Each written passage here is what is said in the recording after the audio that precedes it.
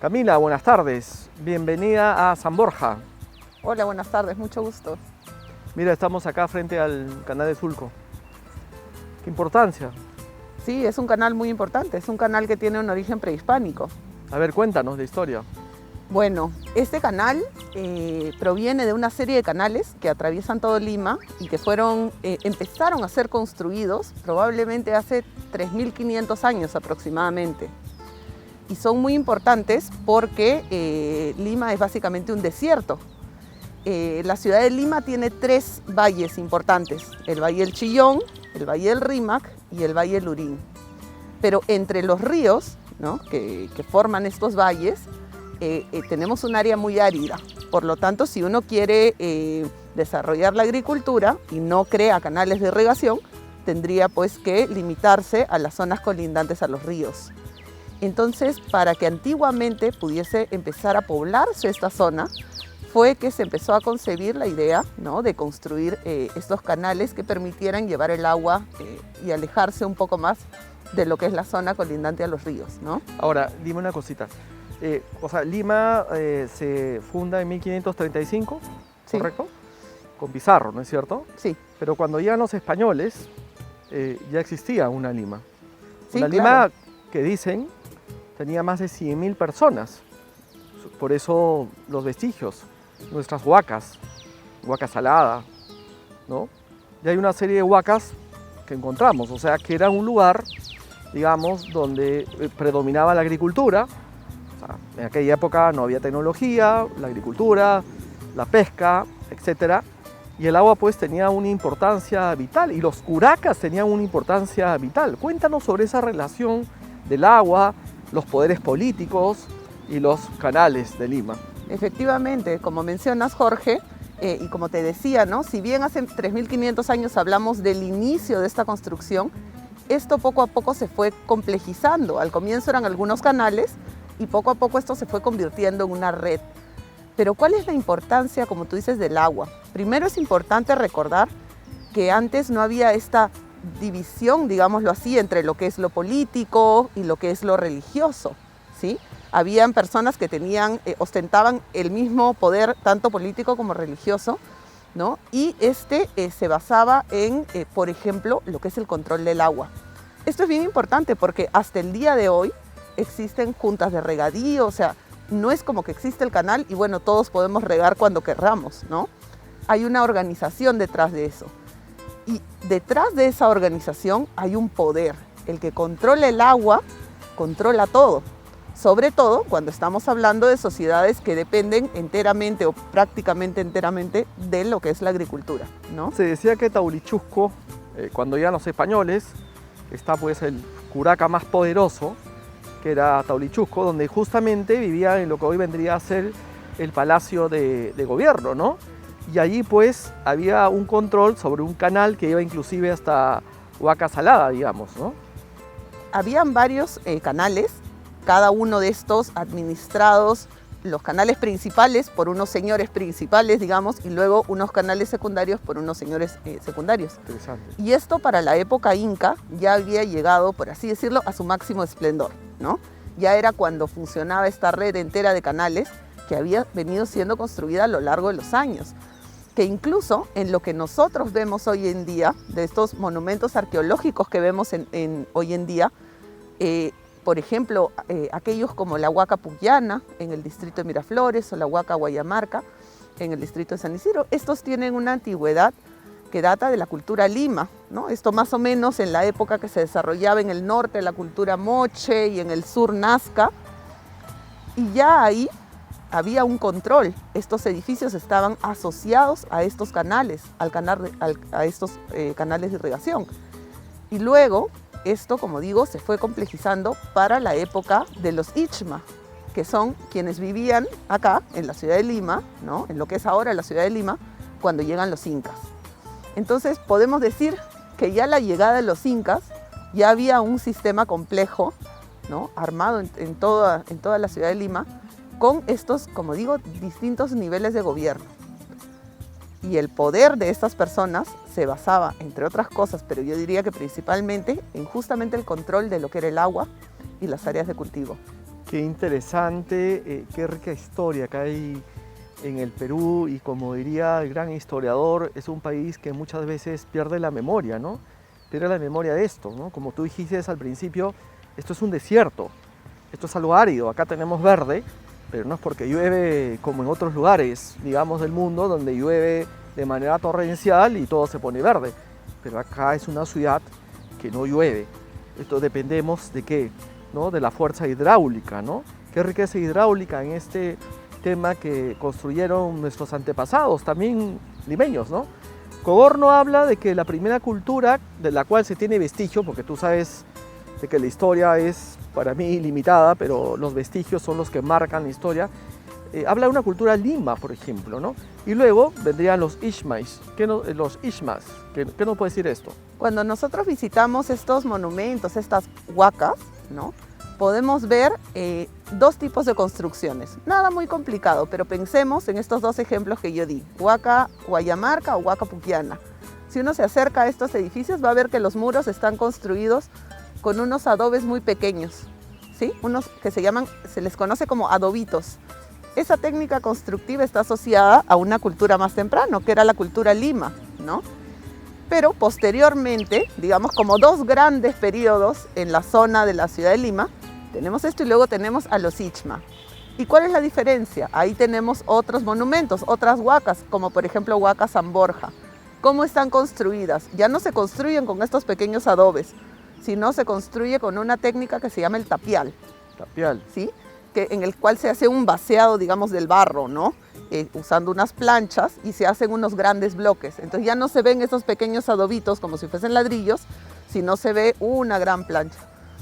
Ya todos estos edificios, de los cuales hay muchos en varias partes de la ciudad de Lima, también estos ya de la época posterior, pero también están asociados justamente a los canales de irrigación y al control, ¿no? No solo de los canales, sino de las áreas agrícolas y de la producción que sale de esas áreas, ¿no? Interesante. Cuando ya los incas acá, ¿no? Porque los incas comienzan su expansión desde el Cusco, los incas, tengo entendido, corrígeme si no es así, se ubicaron en Pachacámac, por eso construyen, digamos, lo que se conoce hoy como esta maravilla de Pachacámac, ¿no? Y dicen que por estos temas del pensamiento o de la filosofía inca, hay una alineación entre el Pariajaja y Pachacámac. Por eso es que los incas se van a sentar en Pachacámac y no en Lima. ¿Qué de cierto tiene esto? Sí, por supuesto. Cuando hablamos de los Ichma, ¿de qué estamos hablando? Estamos hablando de este grupo de gente que vivía, como digo, en lo que era la ciudad de Lima, en los valles principalmente del Rímac y del río Lurín. Pero estas personas se agrupaban a su vez en lo que se llaman curacazgos. ¿Qué quiere decir eso? Que había un curaca a la cabeza, ¿no? Era el jefe, era el curaca, y tenía como un pueblo, ¿no? Que estaba bajo su mandato. Y todos estos curacazgos se ubican en diferentes zonas de la ciudad. ¿Qué cosa es lo que los une a todos? ¿Por qué hablamos de los Ichma como un grupo? La principal cosa que los une es justamente el culto a Pachacámac. El templo de Pachacámac empieza a volverse cada vez más importante, incluso hasta la época Ichma.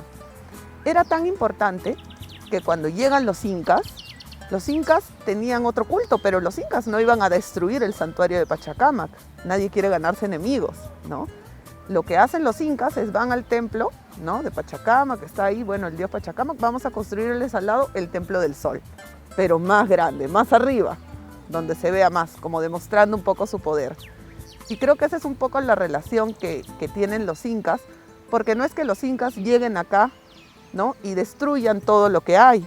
Tiene que haber una negociación, pero también hay una imposición de cómo funciona su forma de gobierno, que quizá es diferente a la forma que había acá. Como todas las culturas dominantes, como también lo hicieron los españoles cuando crearon acá el virreinato. Exacto. Vamos a hacer un pequeño corte y regresamos con esta maravillosa conversación con Camila Capriata sobre el canal de Sulco, un canal netamente samborgino.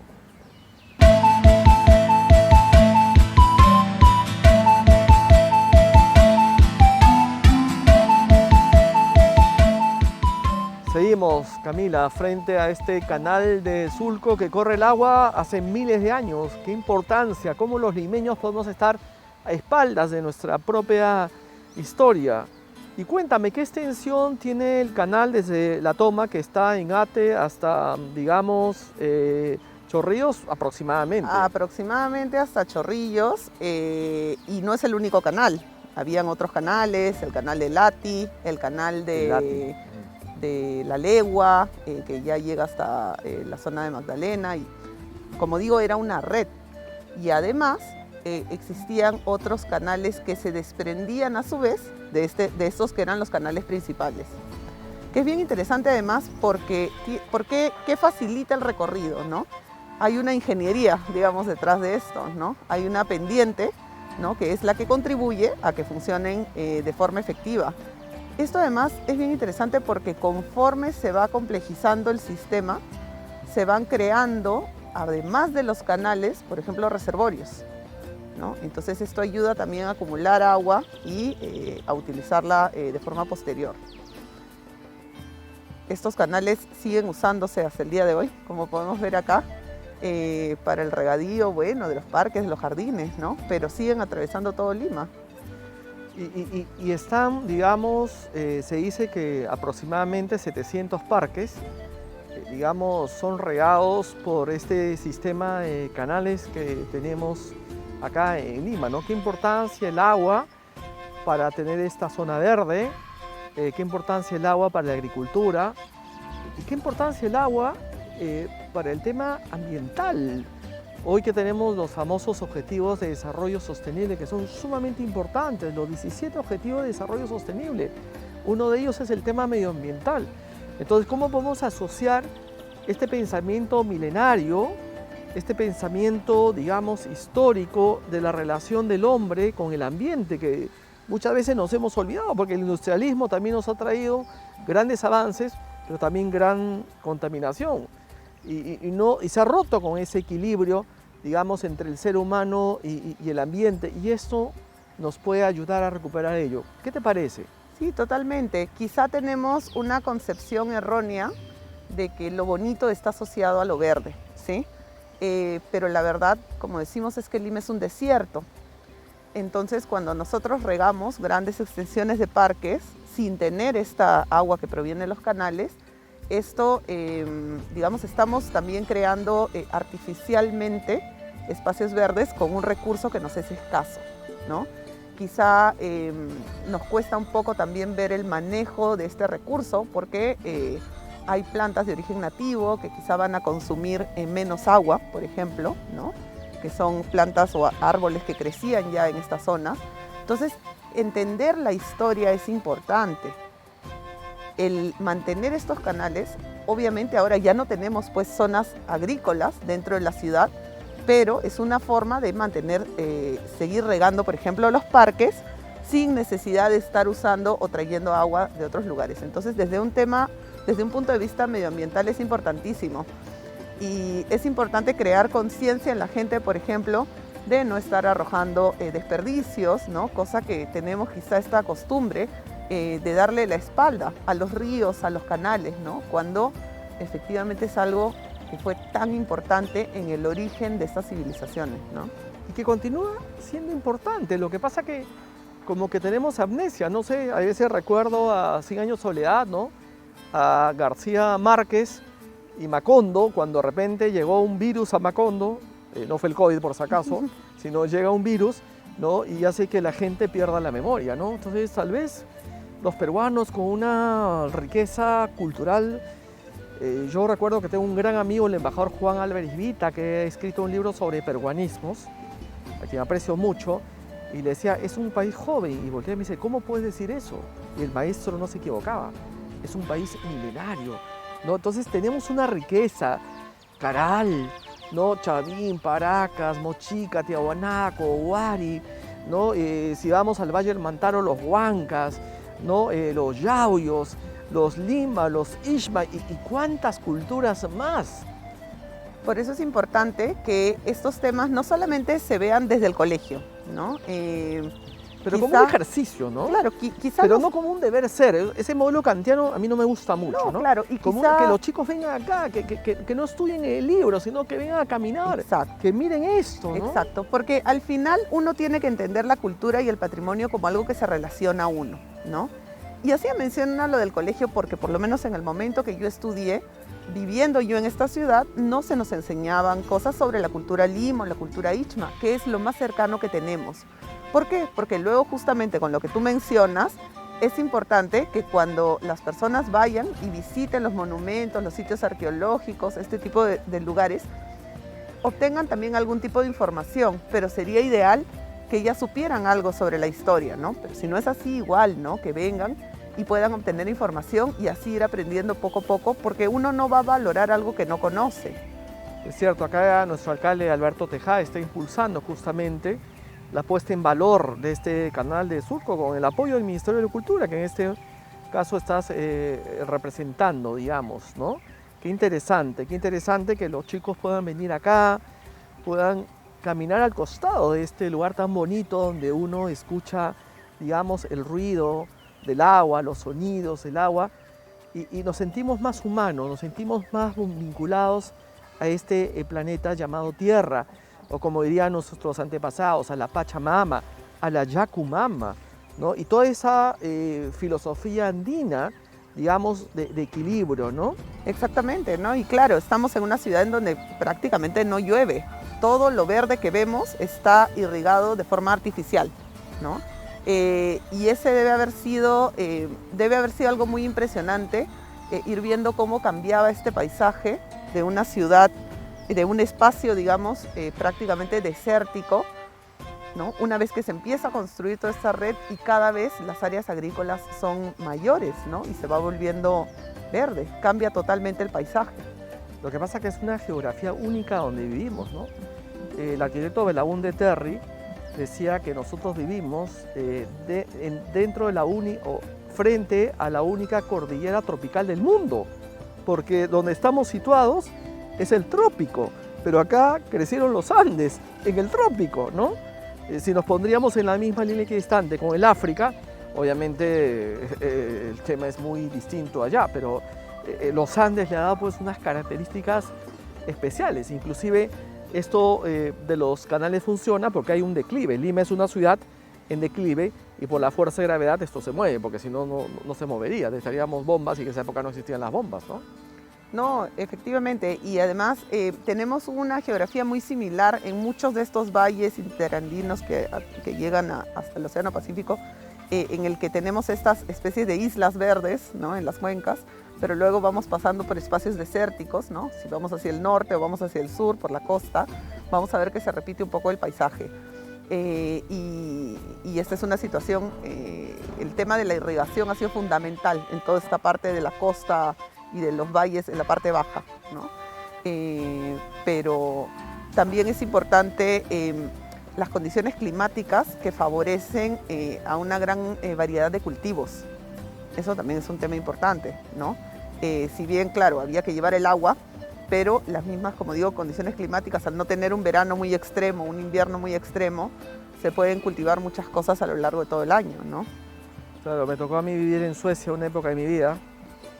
Y claro, ahora estamos en junio, estamos en el invierno, pero un invierno con flores, cosa peculiar.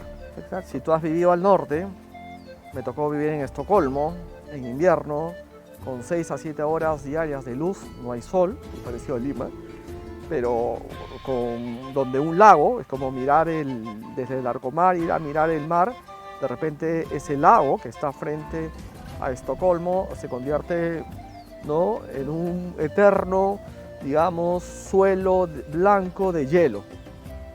Es terrible las condiciones, pero acá bajan las temperaturas y suben las temperaturas y realmente no es el invierno europeo ni el invierno del norte, de Canadá, de Estados Unidos, ¿no?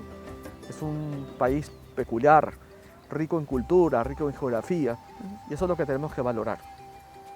Hacemos un corte y nos vamos a la última parte.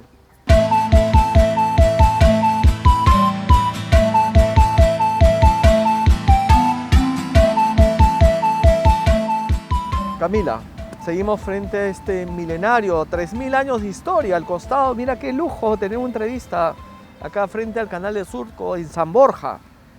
San Borja tiene dos cosas más importantes, ¿no? La Huaca San Borja, frente al Ministerio de Educación, que ya es colindante, digamos, con otro distrito de Lima, y también tiene la Huaca Limatambo, ¿no? Que está dentro de un complejo deportivo que tenemos. ¿Qué nos puedes hablar de la Huaca San Borja y de la Huaca Limatambo? Como te estaba comentando, todo este desarrollo de estas sociedades, en este caso de la sociedad Ichma, está estrechamente vinculada a esta evolución que viene habiendo a raíz de la ampliación de las redes de regadío, ¿no? Entonces, esto es el periodo, digamos, inmediatamente antes de los incas. Como te decía, eran unos curacazgos, ¿sí? Entonces tenían un curaca, ¿no? Con una población, y como te comentaba también, bueno, lo que los unía un poco era el culto a Pachacamac y algunos otros rasgos culturales. Habíamos mencionado el tema de cómo construían sus edificios, pero también tenemos, por ejemplo, la forma en la que hacían sus cerámicas, sus vasijas de cerámica, ciertos diseños que vemos en los textiles que ellos tejían. Y esas son las cosas que, por ejemplo, nosotros como arqueólogos, en el momento que los encontramos, es lo que nos hace decir, ah, ya, todo esto pertenecía a la cultura Ichma.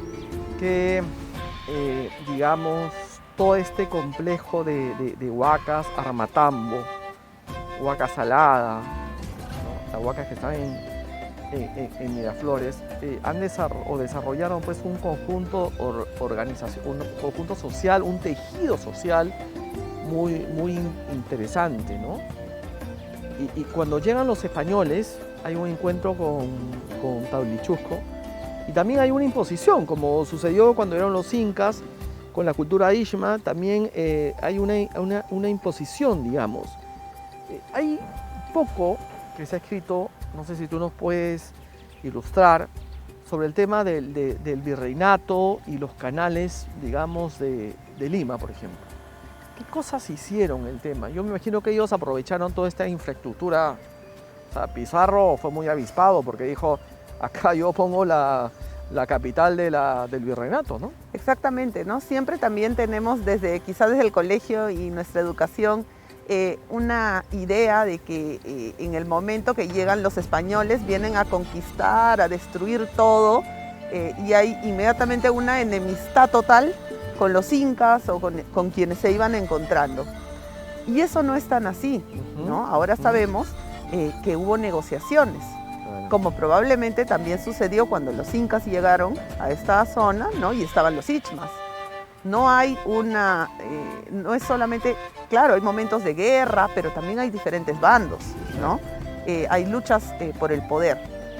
Obviamente hay un aprovechamiento de toda la infraestructura que ya existía, de los canales, de los caminos incas.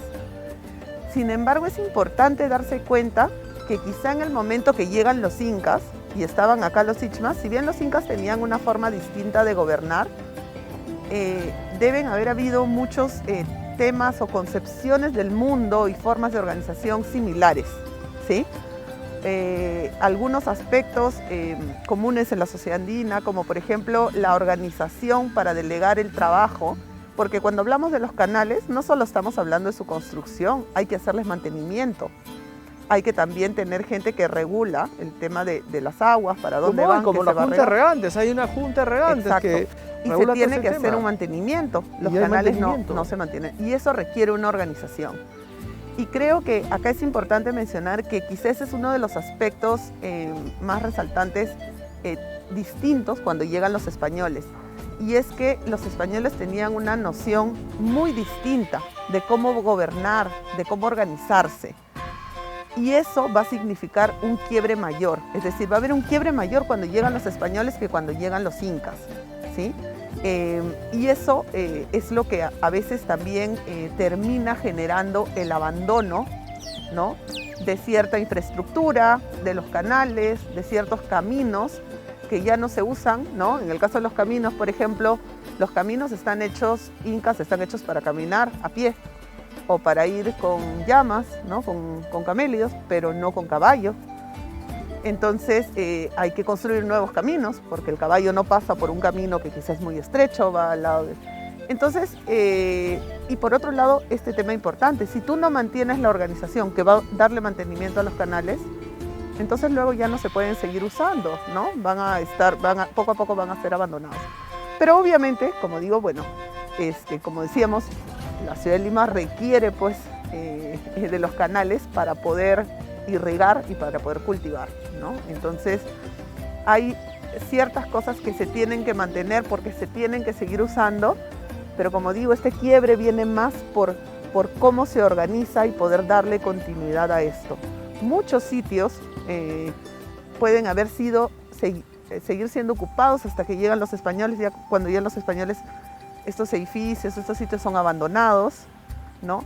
Algunos se reutilizan, pero ya no se utilizan con su función original. Entonces tenemos, por ejemplo, una huaca, un edificio de la época Ichma, y luego encontramos los arqueólogos que sobre la huaca había una pequeña casita donde vivía quizá alguien en la época de la colonia, ¿no? Pero ya es como que yo haga mi casita, mi chocita sobre un edificio que ya estaba en estado de abandono, ¿no? Hay evidencias de huaqueos desde la misma época de los españoles, ¿no? Con respecto a los edificios. Pero qué interesante, o sea, por ejemplo, dicen que en Juan 23, acá en San Borja, ¿no? Frente al hospital del cáncer, había una huaca.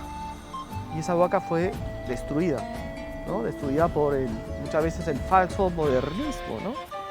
Como también esta Lima virreinal, ¿no? Con esos balcones andaluces, y que queda muy poco, queda solamente una cuadra con los balcones completos, ¿no? Hicieron unos edificios no muy bonitos, y si hubiese mantenido esa Lima virreinal, hubiese sido una cosa fabulosa, hubiese sido algo como Cartagena de Indias, ¿no? Imagínate, el centro del virreinato era Lima, ¿no? Hubo mucho que se perdió.